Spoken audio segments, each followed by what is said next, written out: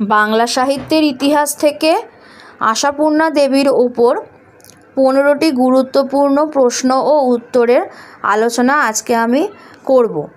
School service কমিশনের জন্য যারা পড়াশোনা করছো তাদের উপকারে আসবে।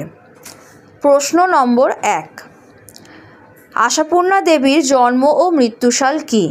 আশাপূর্ণা দেবীর জন্ম ও মৃত্যুসাল কী? উত্তর 8ই জানুয়ারি 1909। জন্ম হয়েছিল 13ই জুলাই 1995, মৃত্যু হয়েছিল। আরেকবার বলছি উত্তরটা, তোমরা দেখে নাও।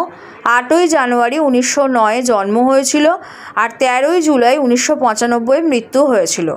2 নম্বর প্রশ্ন দেখো, কোন পত্রিকার মধ্যে দিয়ে সাহিত্য জগতে তাঁর আত্মপ্রকাশ ঘটে? কোন পত্রিকার মধ্যে দিয়ে সাহিত্য জগতে আশাপূর্ণা দেবীর আত্মপ্রকাশ ঘটে? উত্তর হবে শিশু সাথী।